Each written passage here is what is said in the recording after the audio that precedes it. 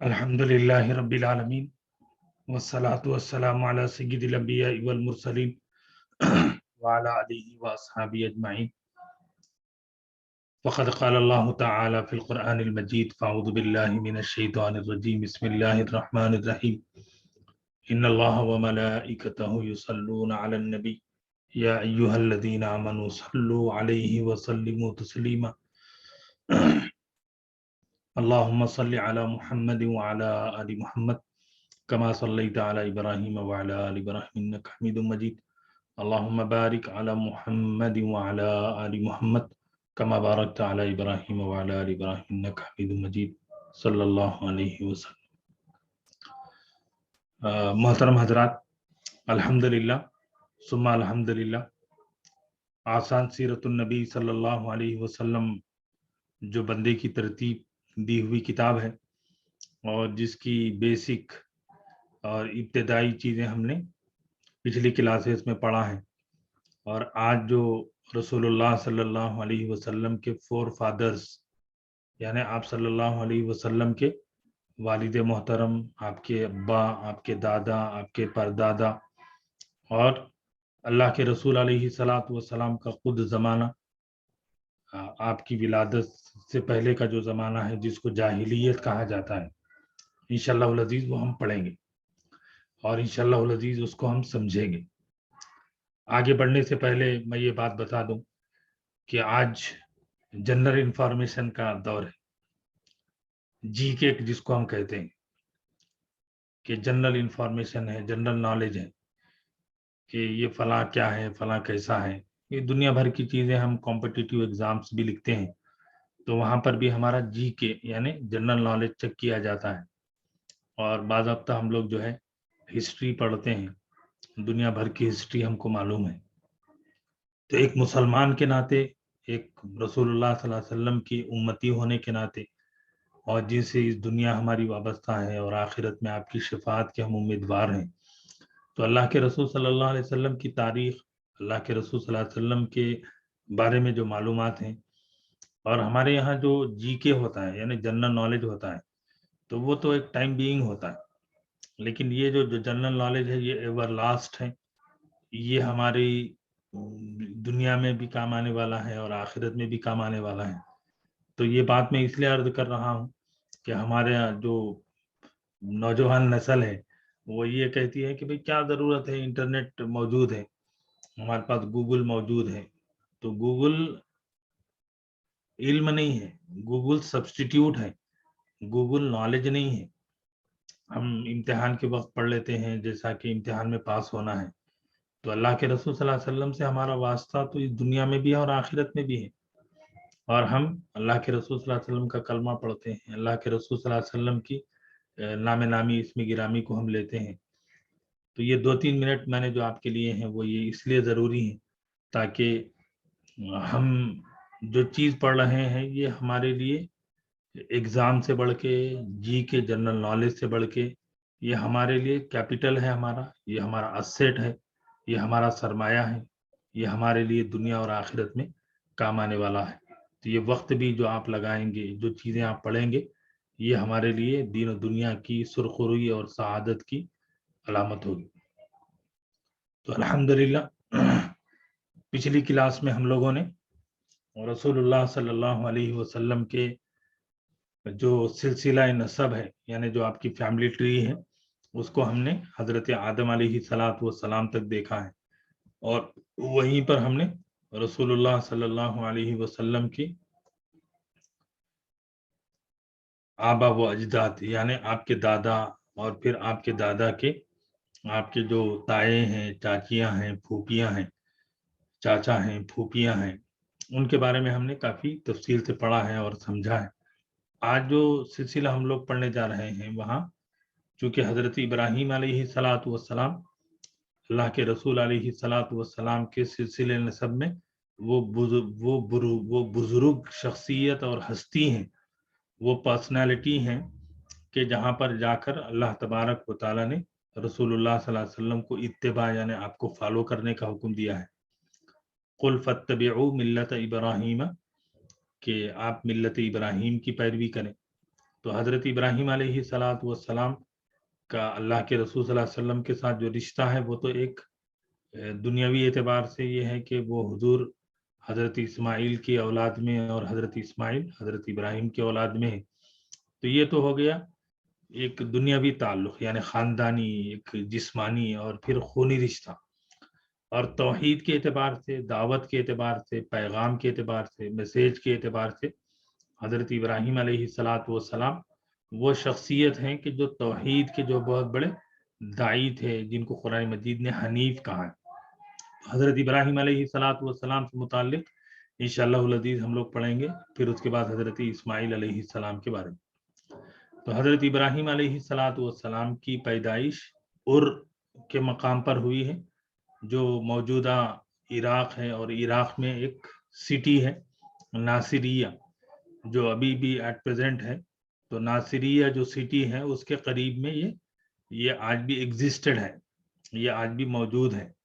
تو حضرت ابراہیم علیہ السلام عراق میں پیدا ہوئے، جو موجودہ زمانے میں ناصریہ کے پاس ہے. اور حضرت ابراہیم علیہ السلام ایک پجاری گھر میں پیدا ہوئے، مشرک گھر میں پیدا ہوئے. ان کے والد جو ہیں وہ خود جو ہے بہت بڑے پادری تھے اور بہت بڑے مذہبی آدمی تھے. ان کے یہاں جو ہے وہ پوجا پاٹ کا جو ہے پورا ہوتا تھا. تو حضرت ابراہیم علیہ السلام مشرکانہ ماحول میں پیدا ہوئے. اور حضرت ابراہیم جب بڑے تو حضرت ابراہیم علیہ السلام نے اپنی قوم کو جو دعوت دی ہے، تو اپنے والد کو بھی دعوت دی، خاص طور پہ جس کا ذکر سورہ مریم 16ویں پارے میں ہے. بڑی محبت سے، بڑی ہمدردی سے ایک ایک بات حضرت ابراہیم نے اپنے والد محترم کو سمجھائی ہے، اور ان کے ساتھ جو ہے وعدہ بھی کیا ہے کہ میں آپ کے لیے مغفرت کی دعا کروں گا، آپ کی ہدایت کے لیے دعا کروں گا. اور وہیں پر سورہ انعام میں بڑی تفصیل سے حضرت ابراہیم علیہ السلام کی دعوت کا ذکر ہے. سورہ انبیاء جو 17ویں پارے میں ہے اس میں حضرت ابراہیم علیہ السلام کی دعوت کا ذکر ہے. تو حضرت ابراہیم نے اپنی قوم کو اور والد کو دعوت دی اور سمجھانے کے کئی طریقے اختیار کیے، کہ حضرت ابراہیم علیہ السلام نے چاند، ستارے، سورج کے ذریعے سمجھایا، اور بتوں کی جو ہے بے بسی، یعنی بالکل جو ہے وہ انسان کے کسی کام نہیں آ سکتے ہیں، اس کے ذریعے بھی سمجھایا. اور حضرت ابراہیم علیہ السلام امتحانات سے بھی گزرے. تو پہلا امتحان تو یہ ہوا کہ ان کو آگ میں ڈالا گیا، بہت بڑی آگ جلائی گئی، اور پھر حضرت ابراہیم کو اس میں ڈھکیل دیا گیا، اس کے اندر ڈال دیا گیا. لیکن اللہ تبارک و تعالیٰ نے سورہ صافات جو 23ویں پارے میں ہے، اللہ تبارک و تعالیٰ نے فرمایا قلنا یا نارو کونی برداً وسلاما علی ابراہیم. تو اللہ تبارک و تعالیٰ نے اس آگ کو ٹھنڈی فرما دیا، اس آگ کو جو ہے سلامتی اور ٹھنڈی بنا دیا، کہ جس میں حضرت ابراہیم علیہ السلام آگ میں رہے، لیکن آگ نے ان کو جلایا نہیں. تو لیکن اللہ تعالیٰ نے آپ کو بچا لیا. پھر وہاں سے آپ نے ہجرت کی، اور آپ ہجرت کرتے ہوئے حران اور فلسطین میں قیام فرمائے. تو عراق سے نکلے اور پھر اس کے بعد فلسطین. اور حضرت سارہ علیہ السلام سے حضرت اسحاق علیہ السلام کی ولادت ہوئی. یہ تو بعد میں ہے، پہلے حضرت اسماعیل ہیں جو بڑے ہیں، تو حضرت سارہ کی جو ہے بعد میں پیدائش ہوئی. مصر سے ہوتے ہوئے مکہ مکرمہ ہجرت کی. تو حضرت ابراہیم علیہ السلام کا جو جرنی ہو رہا ہے، تو سفر ہم دیکھ رہے ہیں، عراق سے نکلے، فلسطین پہنچے، پھر فلسطین سے مصر آئے، پھر مصر سے مکہ مکرمہ. تو یہ پورا جو سفر ہے حضرت ابراہیم کا، وہ خود بتاتا ہے کہ وہ ایک بڑے پیغام کو لے کر اللہ کے بندوں کو دین بتا رہے ہیں، اللہ کا پیغام پہنچا رہے ہیں. مصر کے بادشاہ نے حضرت ہاجرہ کو تحفے میں پیش کیا، جن سے حضرت اسماعیل علیہ السلام پیدا ہوئے. تو یہ حضرت اسماعیل پہلے ہیں، دوسرے صاحبزادے حضرت اسحاق وہ بعد میں ہیں، سیکنڈ ہیں. حضرت ہاجرہ علیہ السلام اور حضرت اسماعیل کو مکے میں آباد کیا، اللہ کا حکم ہوا تو لا کر ان کو چھوڑ دیا. اور چونکہ جب چھوڑ کر چلے گئے تو پھر اللہ تبارک و تعالیٰ نے وہاں پر زمزم نکالا، حضرت جو اسماعیل علیہ السلام کی یادگار ہے، اور پھر آپ کے ساتھ بھی وہ واقعہ جڑا ہوا ہے. حضرت اسماعیل علیہ السلام کی قربانی کا واقعہ پیش آیا. تو حضرت اسماعیل علیہ السلام کو آپ نے اللہ کے نام پر قربانی کرنے کا ارادہ کیا، لیکن اللہ تبارک و تعالیٰ نے قربانی سے بدلے میں دمبا جو ہے ذبح فرما دیا، اور پھر اس طریقے سے آپ کی عظیم قربانی سارے لوگوں کے لیے ایک عمل کے طور پر، یعنی ان کی یادگار کے طور پر قربانی کرنے کا حکم دیا گیا۔ اور حضرت اسماعیل کی قربانی کا واقعہ مینا میں پیش آیا۔ حضرت ابراہیم علیہ السلام نے اپنے بیٹے کے ساتھ مل کر کعبۃ اللہ تعمیر فرمائی، اور کعبۃ اللہ کی تعمیر جب ہو گئی تو حضرت جبریل علیہ السلام آ کر حضرت ابراہیم علیہ السلام کو حج کا طریقہ بتایا کہ حج کیسے کرنا ہے، کہ اور چونکہ اس موقع پہ اللہ نے حکم دیا، سورہ حج 17ویں پارے میں ہے کہ اللہ تبارک و تعالیٰ نے حضرت ابراہیم کو حکم دیا کہ تم حج کا اعلان کر دو، وَأَذِّن فِي النَّاسِ بِالْحَجِّ، کہ حضرت ابراہیم علیہ السلام نے اللہ کے حکم پر اعلان فرما دیا۔ تو پھر اس کے بعد لوگ بعد میں، یعنی حضرت ابراہیم علیہ السلام کے بعد پھر ایک حج کا جو ہے ایک نیا دور شروع ہوا، اور پھر اللہ کے بندے وہاں جو ہے کعبۃ اللہ پہنچنے لگے۔ تو یہ حضرت ابراہیم علیہ السلام کے سلسلے میں یہ مختصر سے پوائنٹ ہیں جس کو ہم ذہن میں رکھیں آگے پڑھتے ہوئے، کہ یہ سارا سفر اور پھر ان کا مقام اور ان کی اولاد، یہ ساری چیزیں۔ اب چونکہ حضور علیہ السلام حضرت اسماعیل کی اولاد میں ہیں، تو اس لیے ہم نے حضرت اسحاق کا ذکر نہیں کیا ہے۔ حضرت اسماعیل علیہ السلام کے بارے میں کچھ پوائنٹس یہاں لکھے ہوئے۔ تو پہلی بات تو یہ ہے کہ حضرت ابراہیم کی بڑے بیٹے جو ہے وہ حضرت اسماعیل ہیں، اور حضرت اسماعیل جو ہے مکہ مکرمہ میں آباد ہوئے، ابھی بالکل بولنا بھی نہیں آتا تھا، بلکہ اتنے چھوٹے تھے کہ چلنا بھی نہیں آتا تھا۔ تو ایسے وقت میں حضرت ابراہیم نے وہاں چھوڑ دیا۔ تو مقصد یہ تھا کہ اللہ تبارک و تعالیٰ وہاں ایک امت ان کی صورت میں، ان کی نسل میں برپا کرنا چاہتے تھے، تو لا کر خاص طور پر ان کو وہاں رکھا گیا، وہاں ان کا گھر بنایا گیا، وہاں ان کو آباد کیا گیا۔ تو اسی لیے عرب قوم کی اصل اور بنیاد، بیس، جو فاؤنڈیشن ہے وہ حضرت اسماعیل علیہ السلام ہے، کہ حضرت اسماعیل اپنی والدہ کے ساتھ اس ملک کے، اس جگہ کے، اس کنٹری کے، اس زبان کے ہر اعتبار سے وہ فاؤنڈر ہے، کہ حضرت اسماعیل فاؤنڈیشن ہے، کہ زبان بھی جو ہے حضرت اسماعیل نے بولی، کعبۃ اللہ کا جو ہے وہ آبادی، پھر اس کے بعد والد محترم تو چلے گئے، ہجرت کر کے جاتے تھے آتے تھے، لیکن ساری چیزیں حضرت اسماعیل علیہ السلام کے حق میں تھی۔ تو اس طریقے سے حضرت اسماعیل کہ یہ ان کا بڑا مقام ہے کہ وہ عرب کی بنیاد اور اصل ہے۔ حضرت اسماعیل کی والدہ کا نام ہاجرہ ہے، اور آب زمزم حضرت اسماعیل کی یادگار ہے، کہ چھوٹے سے بچے تھے، بھوک سے بلک رہے تھے اور تڑپ رہے تھے، سسک رہے تھے اور اپنی ایڑیوں کو رگڑ رہے تھے، تو اللہ تبارک و تعالیٰ نے وہاں پر ان کے حضرت اسماعیل کی ایڑیوں کی رگڑ جبریل کے پر سے اللہ تبارک و تعالیٰ نے زمزم جاری فرمایا، جو آج بھی ہزاروں سال کے بعد ایک دنیا کو جو ہے فیض پہنچا رہا ہے۔ اور چوتھا پوائنٹ ہے کہ حضرت اسماعیل کے 12 بیٹے تھے، تو بیٹے تو جو ہے کافی ہوئے ہیں، تو جس کے اندر جو سلسلہ چلا بعد میں حضرت اسماعیل کے جانشین بنے اور اس کی پوری ذمہ داری کو سنبھالا، وہ قیزار ہیں۔ تو جو دوسرے 12 بیٹے ہیں اس میں نابت ہیں، قیزار ہیں، سیکنڈ ون زبل ہیں، بلشاد ہیں، مسمعہ ہیں، معاشی ہیں، دما ہیں، آزر ہیں، طیمہ ہیں، یطور ہیں، نبش ہیں، قیزمہ ہیں۔ تو یہ اس طریقے کے نام تھے، اور ان میں سے جو حضرت اسماعیل کے جانشین بنے وہ قیزار ہیں۔ یہ جو 12 بیٹے ہوئے ہیں، ان سب کی والدہ یعنی حضرت اسماعیل کی جو اہلیہ یعنی وائف ہیں، ان کا نام رعلہ بنت مزاز بن عمر جرہمی ہے۔ تو حضرت اسماعیل کی جو اہلیہ ہیں ان کا نام رعلہ بنت مزاز۔ اور یہاں پر آپ یاد رکھیں کہ حضرت اسماعیل علیہ السلام کی ایک وائف اور بھی تھی، کہ جن کے بارے میں حضرت ابراہیم نے اپنے بیٹے کو یہ اشارہ کر دیا تھا کہ وہ ان کو چھوڑ دیں۔ کیوں؟ اس لیے کہ حضرت رسول اللہ صلی اللہ علیہ وسلم اس نسل میں سے پیدا ہونے والے ہیں، اور حضرت ابراہیم نے اپنی بہو سے پوچھا تھا کہ کیسے ہیں، کون کون رہتے ہیں، کیا ہیں، تو اس بہو نے کیا کہا تھا کہ کبھی روکھا سوکھا ہوتا ہے، کبھی جو ہے کھا بھی لیتے ہیں، کبھی اس طرح، مطلب ہے کہ شکر گزاری کے وہ جذبات اس پہلی وائف میں نہیں تھے۔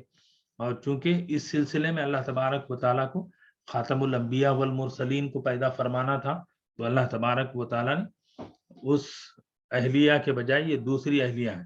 تو حضرت ابراہیم نے جاتے ہوئے ان سے کہا کہ کہنا کہ ایک بزرگ آئے تھے اور انہوں نے کہا کہ اب تم اپنے گھر کی چوکھٹ بدل دو.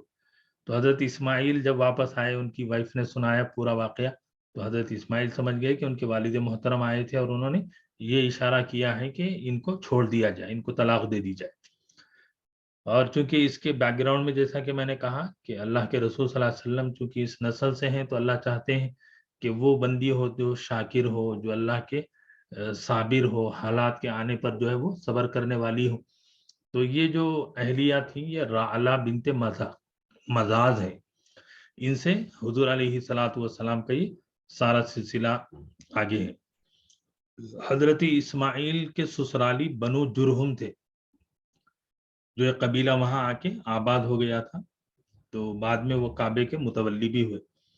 اور حضرت اسماعیل علیہ الصلوۃ والسلام 130 سال کی عمر 130 ایئرس حضرت اسماعیل علیہ الصلوۃ والسلام زندہ رہے اور ان کی عمر ہوئی.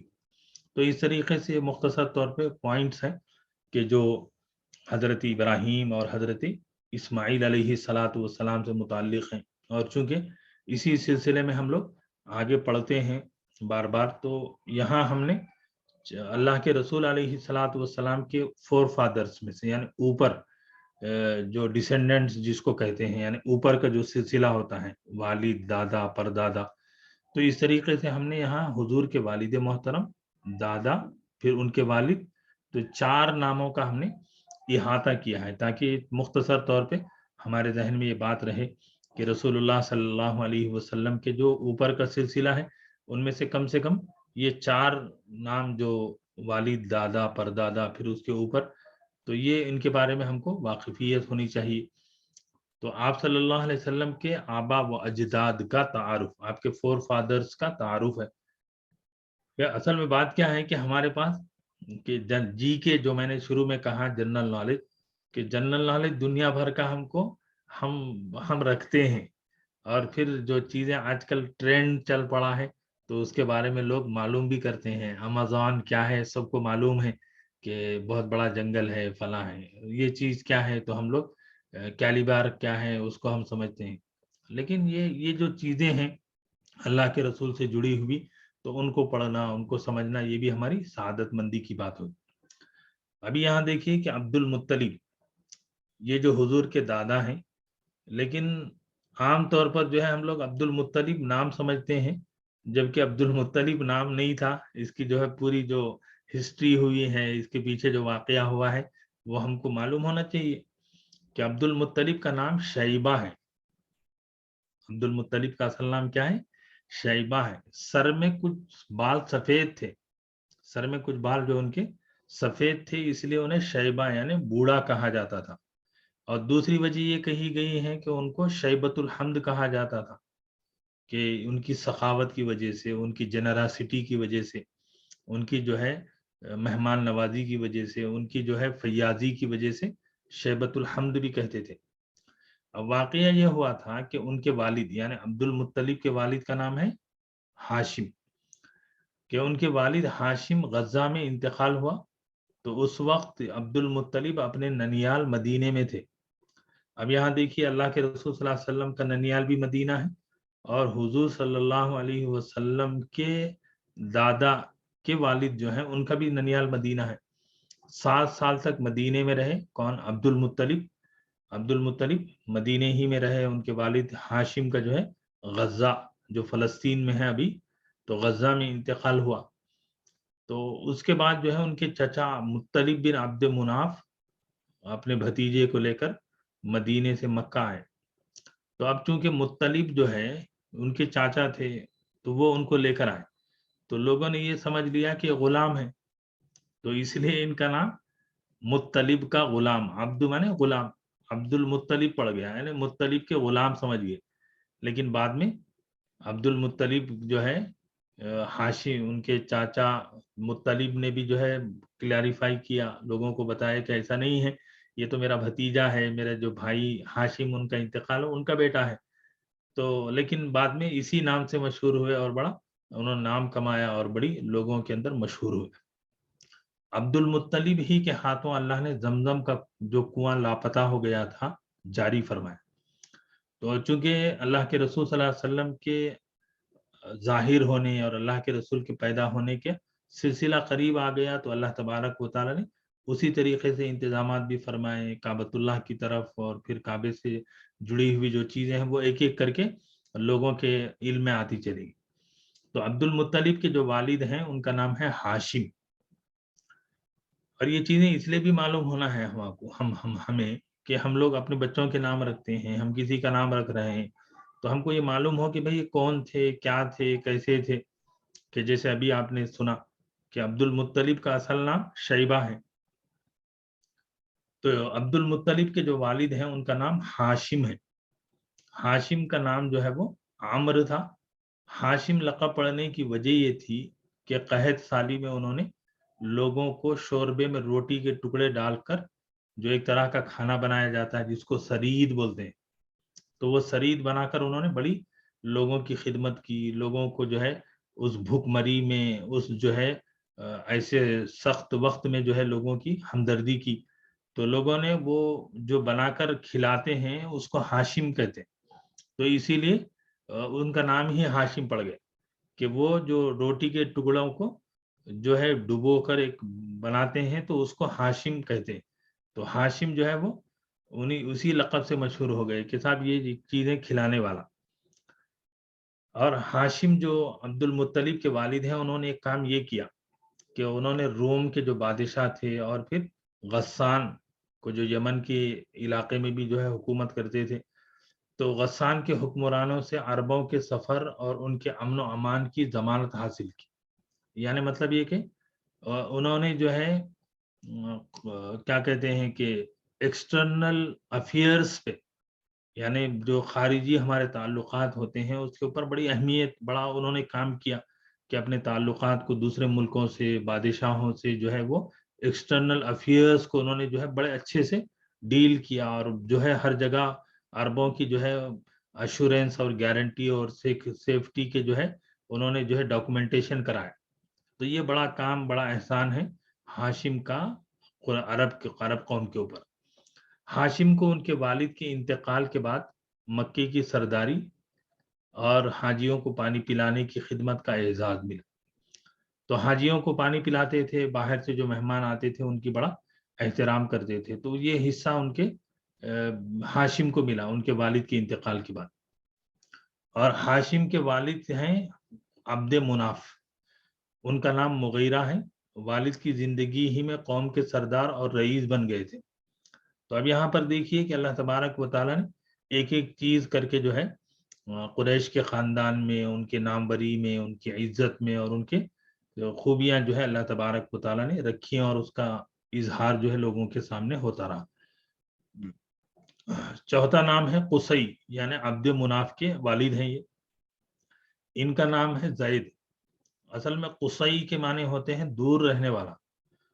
قصی مسجد اقصی اسی لیے کہتے ہیں کہ مسجد جو ہے وہ بالکل بارڈر پر ہے، دور ہے، شہر سے دور ہے. تو مسجد اقصی وہ جو دور ہوتی ہے اس کو کہتے ہیں. قصی کا مطلب دور رہنے والا.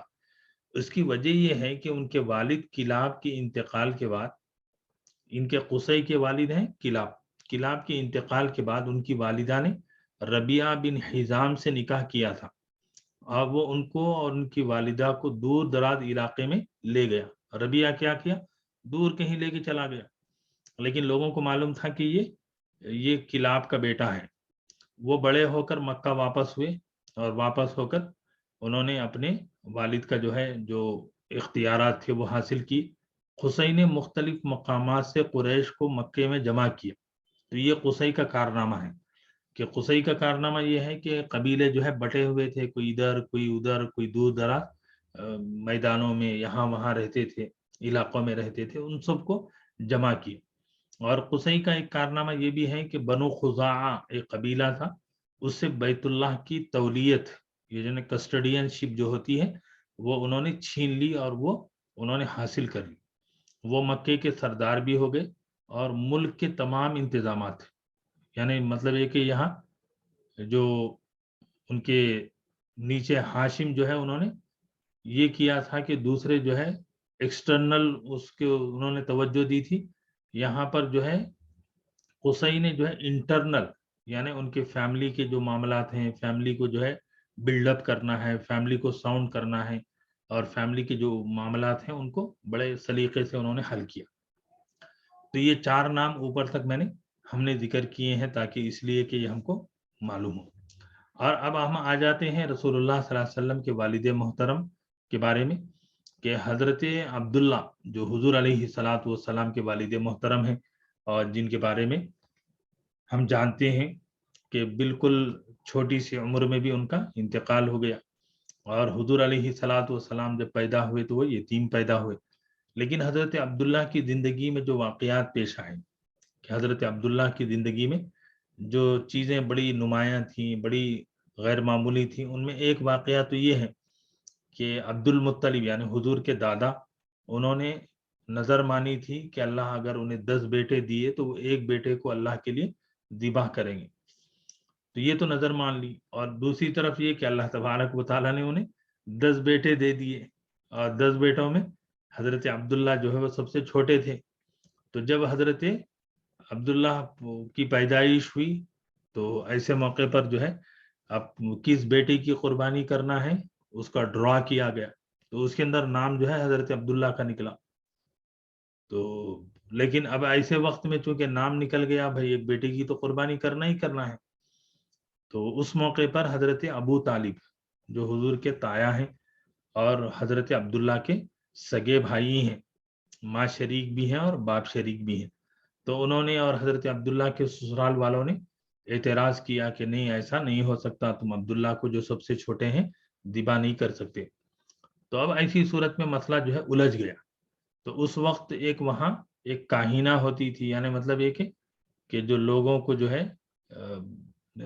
تیر وغیرہ سے دیکھ کر جو ہے چیزیں بتاتی تھی، تو اس نے یہ فیصلہ کیا کہ ایسا کرو کہ عبداللہ کا نام اور اونٹ دونوں ملا کر خوراک کرو۔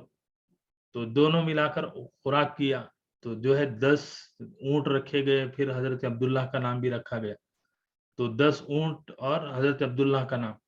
لیکن جب بھی پرچی اڑتی تو حضرت عبداللہ کا نام ہی نکلتا۔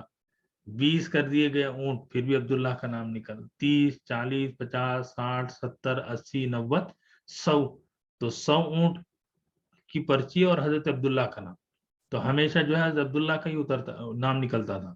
جب 100 اونٹ ہو گئے تو جب کہیں جا کر اونٹوں کا نام نکلا تو حضرت عبداللہ کی جان بخشی ہوئی کتنے اونٹوں پر؟ 100 اونٹوں پر۔ اور اسی وقت سے جو ہے کہ رسول اللہ صلی اللہ علیہ وسلم چونکہ آپ کے صاحبزادے ہیں، آپ کے بیٹے ہیں، تو حضور علیہ الصلوۃ والسلام کو ابن الذبیحین یعنی 2 قربان ہونے والوں کے بیٹے کہا جاتا ہے۔ ابن مانے بیٹا، ذبیحین 2 قربان ہونے والے۔ 2 قربان ہونے والے کون ہیں؟ ایک تو حضرت عبداللہ کی قربانی کا واقعہ پیش آیا کہ ان کے والد عبد المطلب قربانی کرنا چاہتے تھے، لیکن اور چونکہ ان کا نام بھی نکل گیا تھا تو اس سے بچنے کے لیے قربانی کی جو ہے دوسری شکل اختیار کی گئی، تو 100 اونٹ قربان کیے گئے حضرت عبداللہ کے بدلے میں۔ اور حضور علیہ الصلوۃ والسلام کیونکہ حضرت اسماعیل کی اولاد میں ہیں تو حضرت اسماعیل کی بھی قربانی کا واقعہ پیش آیا۔ تو اس طریقے سے رسول اللہ صلی اللہ علیہ وسلم ابن الذبیحین 2 قربان ہونے والوں کے بیٹے کے لقب سے بھی اللہ کے رسول ہیں، کہ اللہ نے یہ جو ہے یہ مقام عطا فرمایا کہ اللہ تبارک و تعالیٰ نے قربانیوں کے طفیل میں اور جو ہے اتنے بڑے نیک لوگوں کے جو اللہ تبارک و تعالیٰ نے آپ کی نسل میں پیدا فرمایا۔ اور یہیں سے ایک واقعہ اور بھی بن گیا، ایک یہ کہ پہلے خون بہا کہ جس کو کہتے ہیں کہ کمپنزیٹ، جو جس کو آپ کہتے ہیں کہ کمپنزیشن، کہ بلڈ کمپنزیٹ کرنا، کہ خون کے بدلے میں جو ہے خون بہا دینا۔ خون بہا دینا مطلب یہ کہ جس کا قتل کیا گیا ہے، جس کو قتل کیا گیا ہے اس کی فیملی کو قتل کرنے والے جو ہے دیتے تھے۔ تو اب حضرت عبداللہ کی اس واقعے کے بعد تو جو ہے یہ کمپنزیشن جو ہے وہ 100 اونٹ بن گئی، کہ کسی بھی انسان نے کسی کو قتل کیا اور وہ اس کی فیملی یہ طے کرتی ہے کہ نہیں اس کو بدلے میں قتل نہیں کریں گے، اس کے بدلے कंपनसेट करेंगे तो ऐसी सूरत में 100 ऊंट जो है देने की जो है तय हो गया। तो इस तरीके से ये बड़ा यादगार वाकया हो। हजरत अब्दुल्ला की जिंदगी के और भी जो वाकयात हैं उनमें से एक अहम वाकया है जिसको हमने यहाँ नकल किया है। ये हाफिज इमादुद्दीन इब्ने कसीर कि हाफिज इब्ने कसीर रहमतुल्लाहि अलैह, जिनकी तफसीर भी मशहूर है, तफसीर इब्ने कसीर, और भी बहुत बड़े ये मुअर्रिख थे, कि उन्होंने ये वाकया लिखा है कि हजरत अब्दुल्ला बड़े पाक दामन थे। हजरत अब्दुल्ला जो है बहुत अपना ख्याल रखने वाले थे, जो है अपने अपनी इज्जत का अपने। तो वो कहती हजरत अब्दुल्ला के बारे में, उम्मे कत्ताल एक लेडी हैं, उन्होंने हजरत अब्दुल्ला से पेशकश की कि वो उनसे हम बिस्तर हों और उन्हें रागिब करने के लिए 100 ऊंटों का लालच भी दिया। लेकिन हजरत अब्दुल्ला ने इसको और उसकी पेशकश को ठुकरा दिया। तो ये वाकया बताता है कि अल्लाह तबारक व तआला ने रसूलुल्लाह सल्लल्लाहु अलैहि वसल्लम को कैसे पाकीज़ा नसब में और पाकीज़ा ख़ानदान में अल्लाह तबारक व तआला ने पैदा फरमाया, और ऊपर भी अल्लाह तबारक व तआला ने उसकी हिफाजत फरमाई। और इस सिलसिले में 2 चीज़ें और हम लोग इस सिलसिले में पढ़ेंगे, उसके बाद इंशाअल्लाहुल अज़ीज़ ये चैप्टर हम लोग मुकम्मल करते हैं।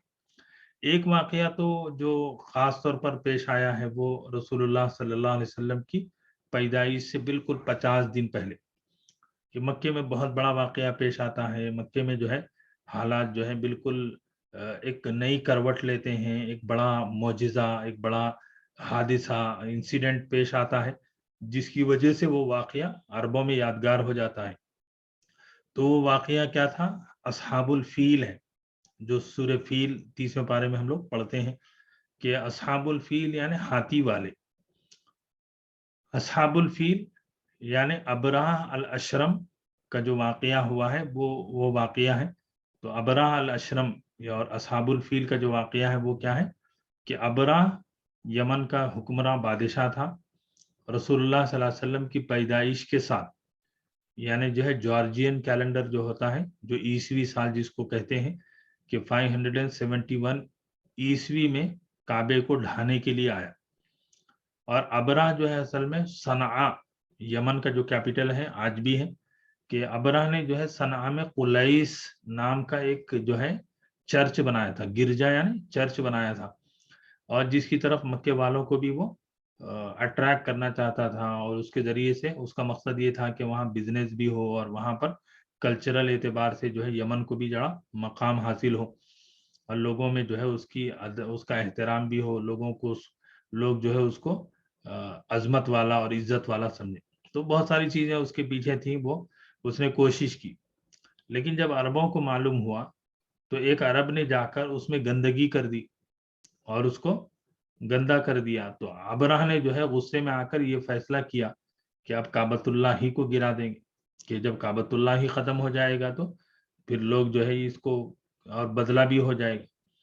तो इस इरादे से वो 60,000 की फौज और 13 हाथी लेकर हमला आवर हुआ। ये जो अबरह निकला है यमन से, तो ये पहुंचते पहुंचते, और चूंकि हम जानते हैं कि मक्का जो है वो बिल्कुल पहाड़ों और टीलों और फिर जंगल, फिर जो रेगिस्तानी डेजर्ट है, तो वहां पर आदमी जो है भटक जाते हैं। तो अबरह भी भटक गया। लेकिन मक्के के करीब जो ताइफ का एरिया है, वहां पर एक कबीला है, कबीले सकीफ। तो उसने जो है, एक अबू रिगाल नाम का था, उसने जो है अबरह से कहा कि मुझे तुम इतना इनाम दोगे तो मैं तुमको रास्ता बताऊंगा। तो अबू रिगाल ने जो है धोखा देकर, अबू रिगाल ने जो है अपनी पूरी कौम से चीट करते हुए जो है उसने रास्ता दिखा दिया। और इसीलिए बाद में कहते हैं लोग कि अबू रिगाल की खबर एक जगह बना दी गई, लोग उसके ऊपर पत्थर मारते थे और बोलते थे कि ये वो है जो हमारी कौम से अपनी खुद कौम को जो है दुश्मन के जो है रहबरी कर रहा है। बहरहाल, तो अबू रिगाल की रहनुमाई में वो मक्के के करीब पहुंचा, और अबरा मक्के के पास पहुंचा तो हजरत अब्दुल मुत्तलिब के 200 ऊंट पकड़कर ले गए। तो अब्दुल मुत्तलिब चूंकि सरदार थे, और जब उनकी ऊंट जो है अबराह पकड़ कर ले गया, तो हजरत अब्दुल मुत्तलिब अबराह के पास गए और उससे कहा कि देखो, कि मैं अपने ऊँटों के सिलसिले में तुमसे बात करने के लिए आया हूँ, कि तुम्हारे लोगों ने मेरे 200 ऊँट पकड़ कर लाए हैं, तो वो मुझे दे दो। تو अबरहा ने कहा कि बड़ा अजीब बात है, लोगों ने मुझसे कहा कि एक सरदार के ये ऊँट हैं, हम पकड़ के लाए हैं, लेकिन एक अजीब तुम सरदार हो कि तुम आए हो तो तुम अपने ऊँटों की बात कर रहे हो। तो तुमको पता है कि मैं क्यों आया हूँ, सारे लोगों में मशहूर भी है और लोगों में पता भी है कि मैं काबतुल्लाह को गिराने के लिए आया हूँ। तो उस मौके पर हज़रत अब्दुल मुत्तलिब ने जो जवाब दिया, वो बड़ा कीमती है कि वो जवाब था कि इन्ना लिल बैति रब्बन सयहमीहि। तो अब्दुल मुत्तलिब ने कहा कि मैं तो ऊँटों का मालिक हूँ और मैं तो उन्हीं के बारे में आपसे दरख्वास्त करूँगा। रहा ये घर तो उसका एक रब है और वो उसकी हिफाज़त करेगा। और ये भी कहा कि ये अल्लाह का घर है, आज तक उसने किसी को उस पर मुसल्लत होने नहीं दिया। तो ये वाक़या बताता है कि अब्दुल मुत्तलिब जो है अल्लाह की ज़ात पर बड़ा यकीन रखते थे और उनको अल्लाह की ज़ात पर एतमाद था कि ये जो दुश्मन और ये काबे का बुरा चाहने वाला कामयाब नहीं हो सकता। तो अब्दुल मुत्तलिब वापस आए और वो और काबत दूसरे सरदार हरम में हाज़िर हुए और वहाँ उन्होंने अल्लाह के हुज़ूर में दुआएँ माँगी और ये दुआएँ माँगी कि अल्लाह अपने घर की हिफ़ाज़त फ़रमाए। और अब्दुल मुत्तलिब के कुछ अशआर भी हैं, जो इस मौके पर उन्होंने कहे हैं। उसके बाद अब्दुल मुत्तलिब और दूसरे लोगों को उन्होंने मशवरा अब्दुल मुत्तलिब ने दिया कि अपने-अपने बच्चों को, अपने-अपनी चीज़ों को लेकर पहाड़ों में चले जाएँ कि जो है, जो ये दुश्मन आ रहे हैं तो खून खराबा ना हो, जो है औरतों की इज़्ज़तें नीलाम ना हो। और फिर अल्लाह तबारक व तआला अपने घर की कैसे हिफ़ाज़त करते हैं, क्या होता है, वो आगे का मामला है। तो इधर जो है अल्लाह तबारक व तआला ने अबाबील को भेजा, तो वो अबाबील जो बड़ी तादाद में परिंदे थे, झुंड के झुंड, तो वो झुंड के झुंड परिंदों की जो ऐसी थी कि जो अपने चोंचों में और अपने पंजों में कंकरियाँ लिए हुए थी और वो जिसके ऊपर गिरती थी, वो उसको बिल्कुल ज़ख्मी करके उसको चीर देती थी। तो इस तरीके से ये 60,000 का जो लश्कर और फ़ौज थी, ये जो है पूरी तरीके से तबाह होती हुई और मिटती हुई चलेगी और अबरह भी जो है इतना ज़ख्मी हुआ कि ज़ख्मी हालत में वो यमन तक जो है पहुँचा, लेकिन हालत जो है बिल्कुल बिगड़ चुकी थी। ये जो वाक़या है पूरा मुज़दलिफ़ा और मिना के दरमियान एक वादी है मुहस्सब और उसका एक एरिया है, जिसका नाम है मुहस्सर।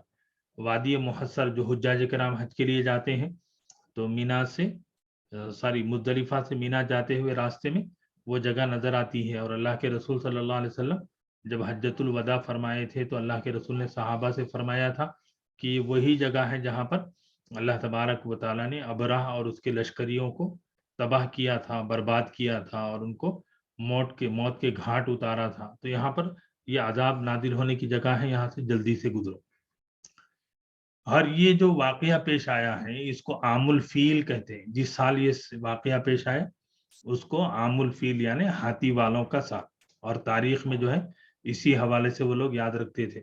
लेकिन इस्लाम जब आया तो फिर उसने हिजरी कैलेंडर दिया और ये सारी चीज़ें सेकेंडरी हो गई।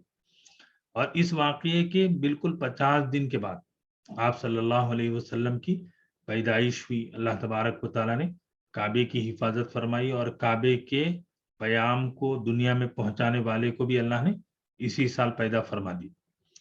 अब इसके बाद एक अहम सब्जेक्ट है जो हम सबको जानना चाहिए और आम तौर पर सीरतुन नबी सल्लल्लाहु अलैहि वसल्लम जब हम पढ़ते हैं, तो अल्लाह के रसूल सल्लल्लाहु अलैहि वसल्लम की नबूवत से पहले यानी प्री नबूवत जो ज़माना है और फिर अल्लाह के रसूल सल्लल्लाहु अलैहि वसल्लम की पैदाइश से पहले का जो ज़माना है, तो उसको जो है जाहिलियत का नाम दिया जाता है। यानी प्री इस्लाम जो एरा है, जो ज़माना है, उसको जाहिलियत कहा जाता है।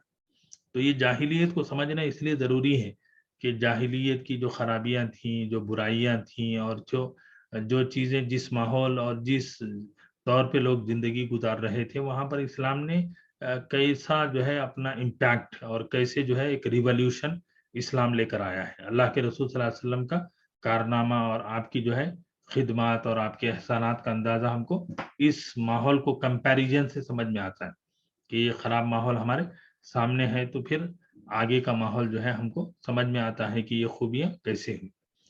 तो जाहिलियत जो है वो प्री इस्लाम का जो दौर है वो इसको बहुत मुख्तसर तौर पे पॉइंट में हमने यहाँ لکھا ہے تاکہ ہم لوگ ہمارے ذہن میں رہے یہ بات کہ جاہلیت یہ ہو گئی تھی کہ مرکز توحید، یعنی مرکز توحید کون ہے؟ کعبۃ اللہ ہے. تو کعبۃ اللہ میں 360 بت رکھے ہوئے تھے. جو اللہ کا گھر جس کو بیت اللہ کہتے ہیں، تو اللہ کا گھر جا کر بتوں کا گھر گیا تھا، بت خانہ بن گیا تھا. اور بت خانہ بھی کیسا کہ جس کے اندر 360 بت رکھے ہوئے. اور یہ بھی ہے کہ صرف بت ہی نہیں بلکہ انبیاء کرام علیہم السلام کی بھی مورتیاں، کہ انبیاء علیہم السلام کے بھی نام کی مورتیاں بنا کر رکھی گئی.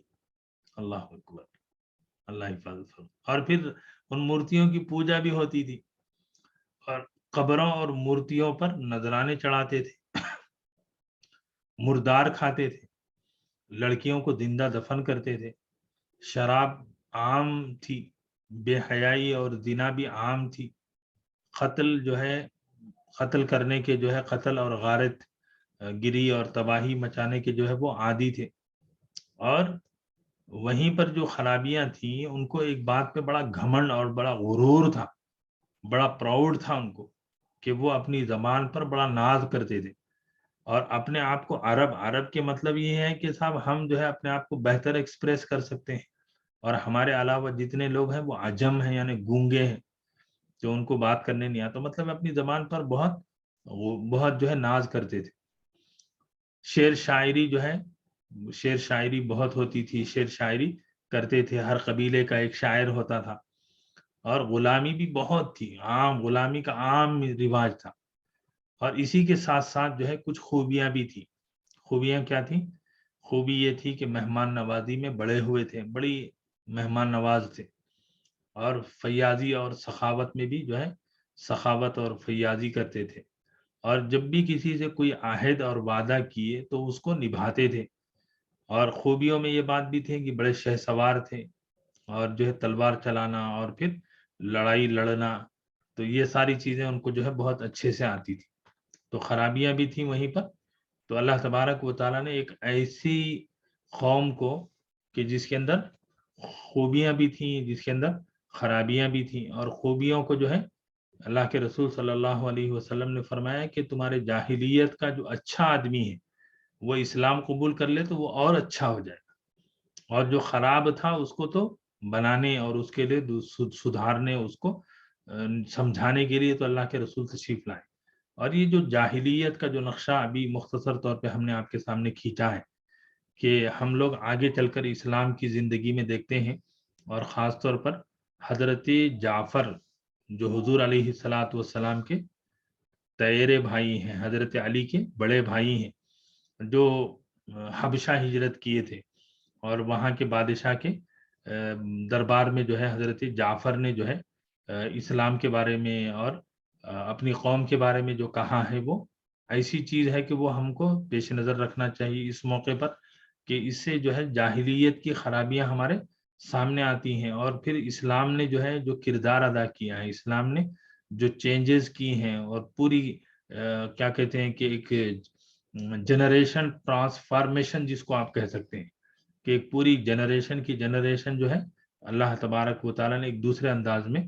تو یہ نبوت کے 5ویں سال کا واقعہ ہے کہ جب حضور علیہ الصلاۃ والسلام کی اجازت سے کہ فرسٹ ٹائم جو ہے 12 مرد اور 5 عورتیں حبشہ ہجرت کی تھی، اور سیکنڈ ٹائم جو ہے حضور علیہ الصلاۃ والسلام ہی کی اجازت سے 82 یا 83 مرد یا 18 یا 19 عورتوں نے حبشہ پہنچے تھے. تو وہاں پر جب یہ لوگ پہنچ گئے اور پھر وہاں پر بادشاہ نے ان کے ساتھ جو ہے بڑا جو ہے نرمی کا معاملہ کیا، اور ان کے اوپر جو ہے کسی طرح کی پابندی نہیں رکھی، اور وہاں ان کو سکون سے رہنے کا موقع ملا.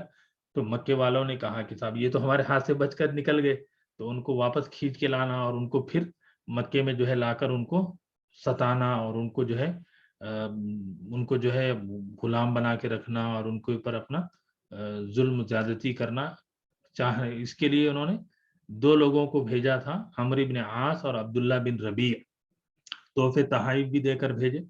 تو یہ لوگ جب دربار میں پہنچے تو بادشاہ جو حبشہ کا تھا اس نے مسلمانوں سے کہا کہ یہ لوگ آئے ہیں تمہارے بارے میں، انہوں نے کہا ہے کہ تم چور اچکے ہو، تم جو ہے لٹیرے ہو، تم وہاں جو ہے غارت گر ہو، اور تم جو ہے बहके हुए हो और तुम जो है इनके जो है वहां से भागे हुए हो, तो तुमको ये वापस लेने आए हैं। तो उस मौके पर हजरत जाफर ने जो बात कही है, हजरत जाफर ने जो रिप्रेजेंटेशन पेश किया है बादशाह के दरबार में, वो तो इतना गैर मामूली, इतना शानदार है कि वो इस्लाम की खूबियों को भी वहीं बयान करता है, साथ में जाहिलियत क्या थी, जाहिलियत की खराबियां क्या थी, उसकी बुराइयां क्या थी, उसके अंदर क्या गंदगियां थी जिनसे इस्लाम ने जो है उनको निकाला है। तो एक बेहतरीन हिस्सा है कि जो इसको इस मौके पर हमें याद रखना है। हजरत जाफर ने तो सरे बाजार यानी सरे दरबार यानी दरबार में पूरे आम लोगों के सामने ये बात कही कि ऐ बादशाह, हम ऐसी कौम थी जो जाहिलियत में मुब्तला थी। हम बुत पूजते थे, मुर्दार खाते थे, बदकारियां करते थे, खराबतदारों यानी रिश्तेदारों से ताल्लुक तोड़ते थे, हमसायों यानी पड़ोसियों से बदसलूकी करते थे, और हम में से ताकतवर कमजोर को खा रहा था। तो ये खराबियां थी। और फिर कहते हैं हम इसी हालत में थे, अल्लाह ने हम ही में से एक रसूल भेजा, उनके आला नसब, सच्चाई, अमानत और पाक दामनी हमें पहले से मालूम थी। उन्होंने हमें एक अल्लाह की तरफ बुलाया और समझाया कि हम सिर्फ एक अल्लाह को माने और उसी की इबादत करें, और उसके सिवा जिन पत्थरों और बुतों को हमारे बाप दादा पूजते थे उन्हें छोड़ दें। उन्होंने हमें सच बोलने, अमानत अदा करने, रिश्तेदारी जोड़ने, पड़ोसी से अच्छा सलूक करने और हरामकारी व खून रेजी से बाज रहने का हुक्म दिया। और फवाहिश में यानी बेहयाई के कामों में, बेहयाई की चीजों में मुलव्विस होने, झूठ बोलने, यतीम का माल खाने और पाक दामन औरतों पर तोहमत लगाने से मना किया। तो हजरत जाफर ने जो है बिल्कुल आईना दिखा दिया कि एक तरफ ये जमाना है और एक तरफ ये जमाना है, एक तरफ ये खराबियां हैं, एक तरफ ये खूबियां हैं। इसी तरह हजरत जाफर ने कहा कि हमने उस पैगंबर को सच्चा माना और उन पर ईमान लाए और उनके लाए हुए दीन खुदाबंदी में उनकी पैरवी की। चुनाचे हमने सिर्फ अल्लाह की इबादत की, उसके साथ किसी को शरीक नहीं किया, और जिन बातों को उस पैगंबर ने हराम बताया उन्हें हराम माना, और जिनको हलाल बताया उन्हें हलाल जाना। इस पर हमारी कौम हमसे बिगड़ गई, हमारी कौम ने हम पर जुल्म और सितम किया और हमें हमारे दीन से फेरने के लिए फितनों, तकलीफों और सजाओं से दो चार किया, ताकि हम अल्लाह की इबादत छोड़कर बुत परस्ती की तरफ पलट जाएं, और जिन गंदी चीजों को हलाल समझते थे उन्हें फिर हलाल समझने लगे। तो ये जो रेफरेंस मैंने दिया है कि एक वो इंसान जिसने दोनों पीरियड यानी प्री इस्लाम भी देखा है और जिसने पोस्ट इस्लाम का जमाना भी देखा है, और इस्लाम की खूबियों को भी उसने देखा है और इस्लाम से पहले की खराबियों को भी, वो खुद एक विटनेस है। तो ये जाहिलियत की जो है एक झलक यहाँ मैंने आपके सामने ये पेश की है। और इस मौके पर अल्लाह तबारक व तआला से हम दुआ करते हैं कि अल्लाह तबारक व तआला ने रसूलुल्लाह सल्लल्लाहु अलैहि वसल्लम की सीरत तय्यबा को जानने, समझने, अमल करने और उसको अपनी ज़िंदगी में इख्तियार करने की तौफीक अता फरमाए। व सल्लल्लाहु अला नबील करीम व अला आलिहि व अस्हाबिहि व अहलि बैतिहि व अज़वाजिहि व दुर्रिय्याति अजमईन बिरहमतिक या अरहमर राहिमीन वल्हम्दुलिल्लाहि रब्बिल आलमीन।